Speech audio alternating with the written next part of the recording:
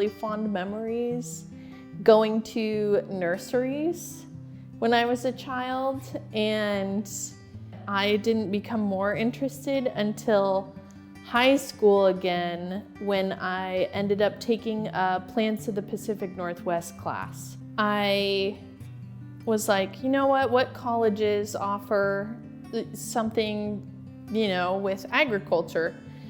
And I found that WSU was one of the better colleges to go to if you wanted to study ag.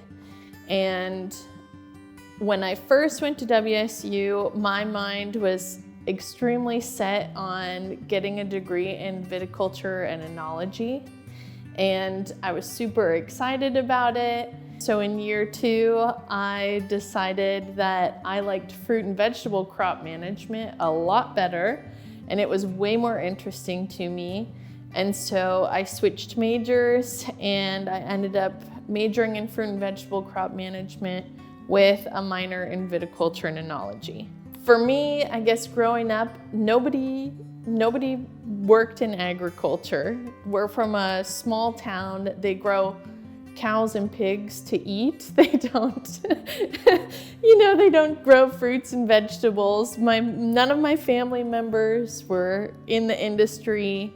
For me, I'm really proud of myself that I just kind of dove into something that I was unfamiliar with. One of the things that kind of made me want to do fruit and vegetable crop management when I was at WSU was actually an article in the Seattle Times when the new apple came out.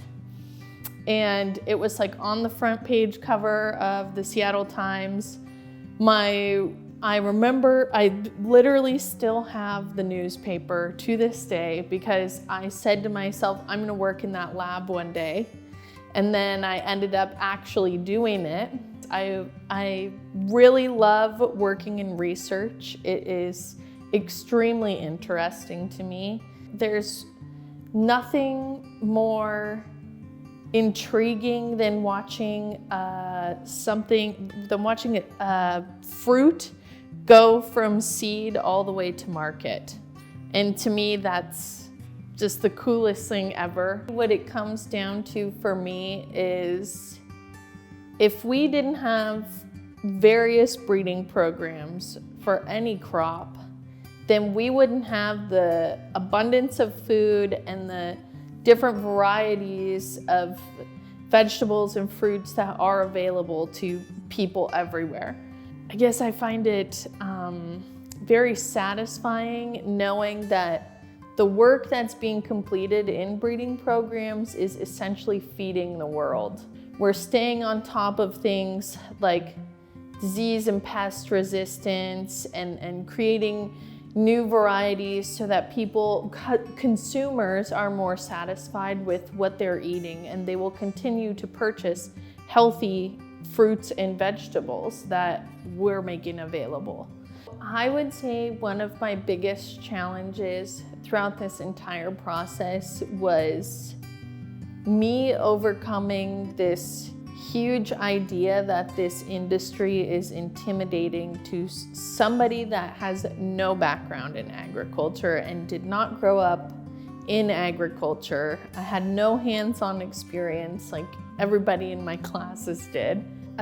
That was one of the biggest challenges that I had to overcome for myself.